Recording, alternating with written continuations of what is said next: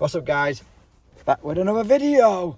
Another day in the life. This time we got a boiler service with explosive ignition, although I don't think the camera picked it up very well. A bit actually explosive, and quite a few tap changes. It was 7 in total, and then we went off to unvented cylinder with a PRV drip in. So an easy day. Like I said, work at this time of year for me does quieten down.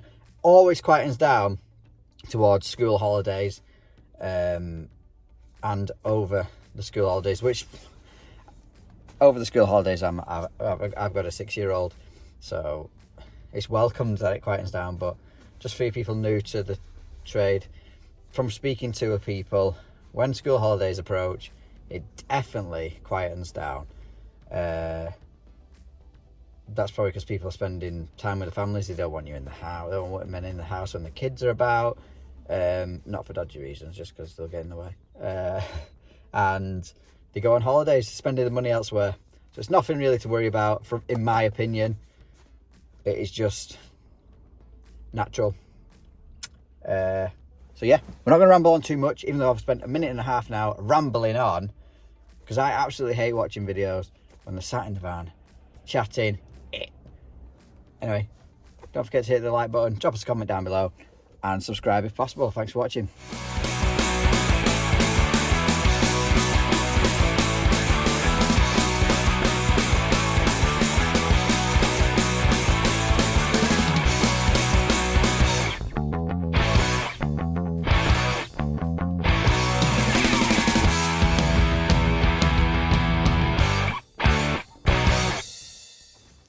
That's first one, boiler service. Always start with a Magna Clean first, just so it's not red hot when you're cleaning it out.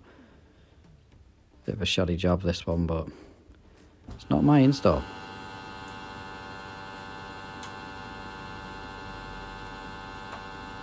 Be quiet here so you can hear the explosive ignition on this one. Just putting it in service mode. It's backseat heat only. Not really a fan of these at all. Gas valve's the same as most Baxis. Setup's very similar, except the readings are different. So checking the manufacturing instructions for them.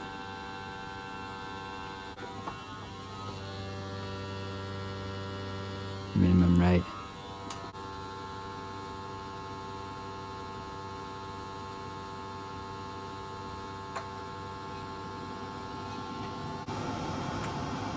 Now adjusting max. Putting the securing locking cap on the gas valve for minimum. There's your tolerance for your max.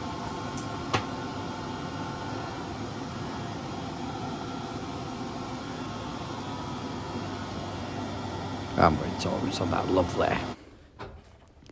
Now I think the explosive ignition was down to these dirty electrodes, so we'll get them cleaned up and the gap set to a pound coin difference. I just warm these up and bend them slightly. If you don't warm them up, they'll snap. And sometimes when you warm them up, they still snap. So just be careful. Just testing the gas valve isn't passing either here. That can also cause explosive ignition if the gas valve doesn't shut off and the burner fills with gas before it ignites. Before it's running, should I say.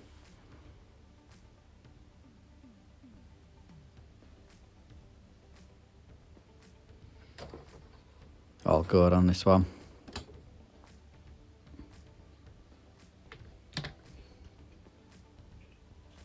Make sure you LDF your test point after you've tightened it up. Obviously check that's not leaking. Make sure gas valve's on beforehand.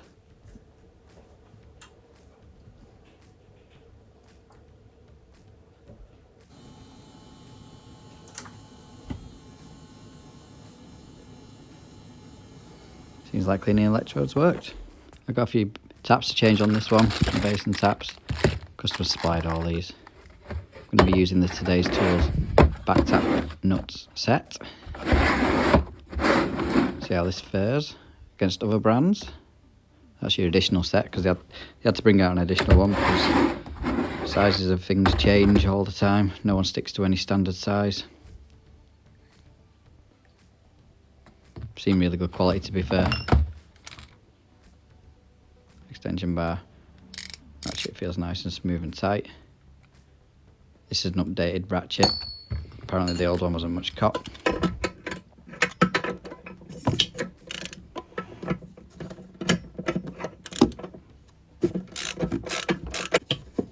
We worked a dream on that. Hopefully this will help me out on some jobs.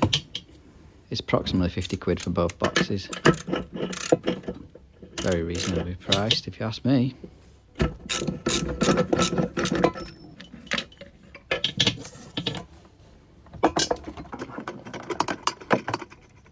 Instead of messing around with fibre washers on tap connectors, I just swap them out for flexes.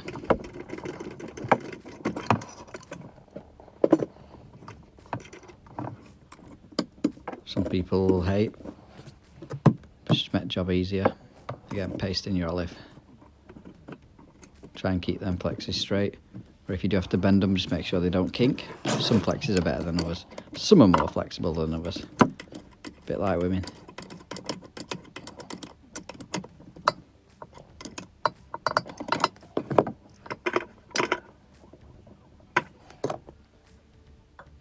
Water's not on yet, but that's them two boxed off. Bit of a tie wrap there just to hold them tight against the waste pipe. Although them boxes live in front of it anyway, you'll not see that. Just wanted to stop it from banging. Next ones I've got to change are these two. These have probably been here longer than I've been on this earth, but access should be alright.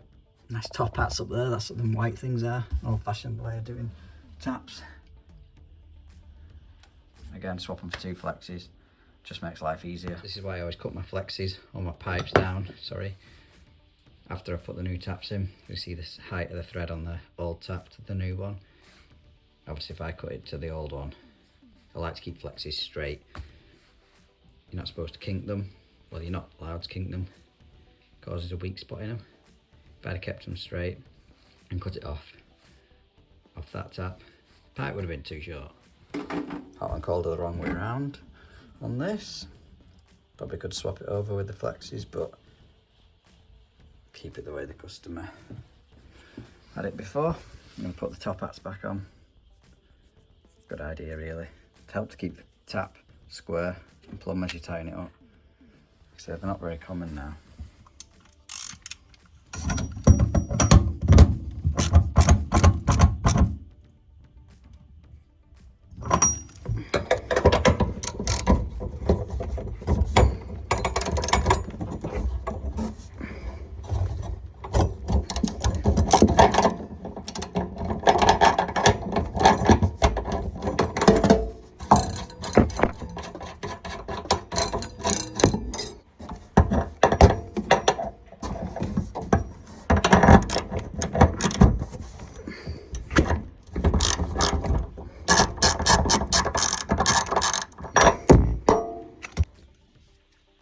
You can see the access I'm working with.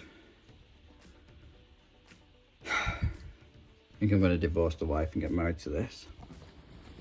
I've also got this tap to change, which is goosed. Oh, that's slack. Looks all right in there. No idea.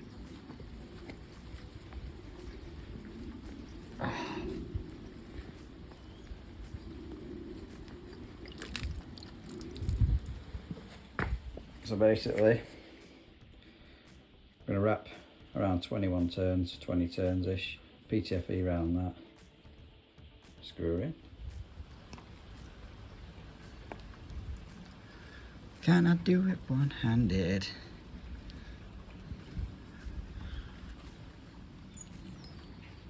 Lovely.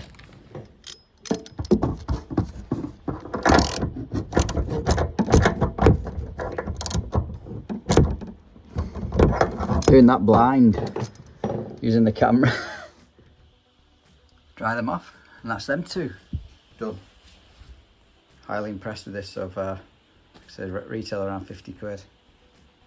Bit cheaper than your other brand out there.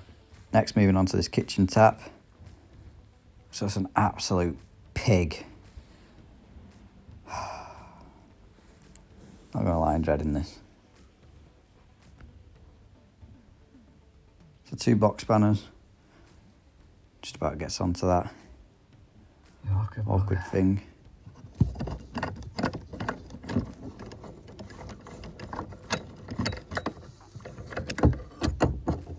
Oh, it's best when it comes out like that, the full thread coming out the bottom of the tap. Cut off one of these flexes just to get them out. There's 2 nuts still on the end, you see, won't fit through the hole.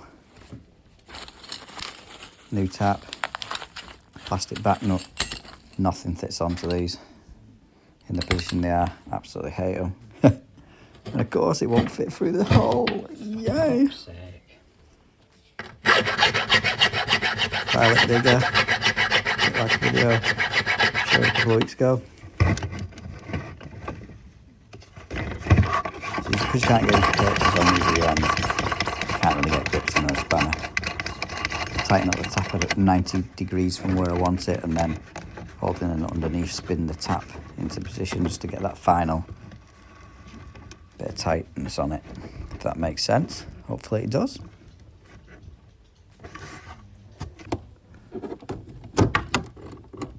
Just going to bend this hot feed round to connect onto the elbow there. See, don't kink flexes, this should be fine. It's not going to look pretty under here, but right at this point I just want to get out.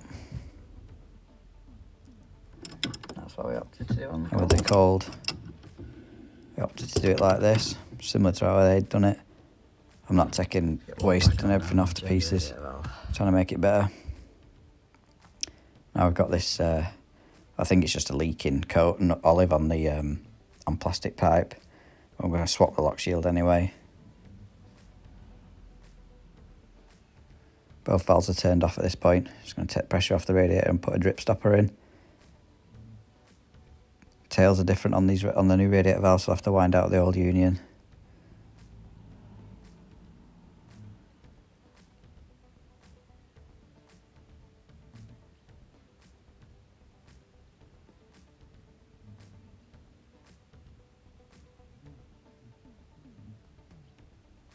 New tail PTFE'd up. 20 turns round a PTFE. Shove the drip stopper in that instead. Just try and contain as much water as possible, so you're not filling too much fresh water into the system. Not everyone can afford or wants to pay for inhibitor as well. This job was priced, so.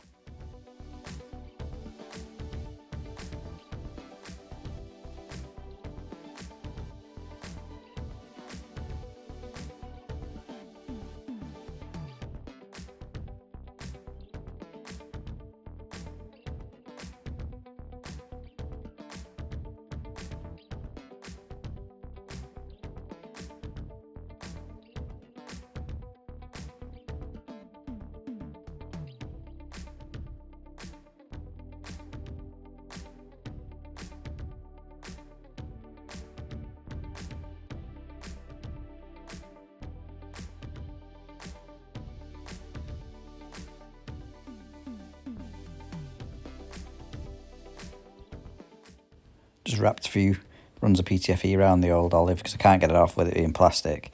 You could try and cut it off, but just wrapped a few PTFE runs around in a bit of paste. Just tighten it onto the new valve. Get it all nipped up, repressurise the boiler, and we're on to the next one.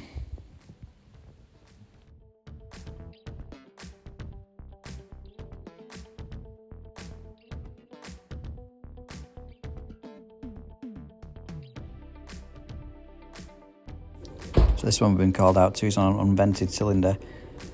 And that little PRV pipe is dripping because it's been raining, can't really tell anyway.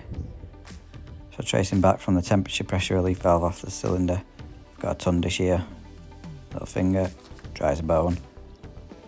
Got the one off the block, cold water block or the multi-block. It's after the sun dish, so I can't tell that. Looking for the potable expansion vessel. Fair enough. Oh, I found it. Slide on the attic floor. Oh, that's full. Telltale signs it's going to be this. What's the problem? Sometimes it can I'm just showing you that I've greased up the inflator before putting it on. Sometimes it can take out the PRV after this is activated, but I just advise the customer if it starts dripping again within a couple of weeks, we'll have to change the PRV as well. Charge these up to 3 bar.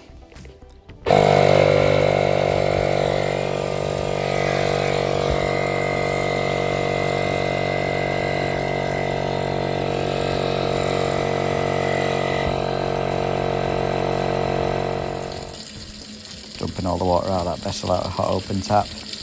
Obviously you'd use for the water shut off. No. Still not there. Cheers. That's it. Battery's nearly dead.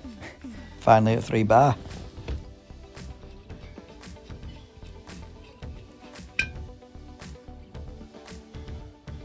Just having a feel, see if the Schrader valve's passing. Feels alright. Should really hold on to it, but I'm not going back downstairs. Just get that cap on, get out of here on my horse.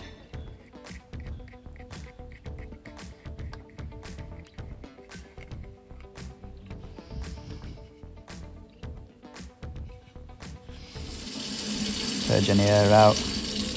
Your hot tap, if you turn the water back on. Quick check of the PRV outside, all looks good. Guess what? On to the next one.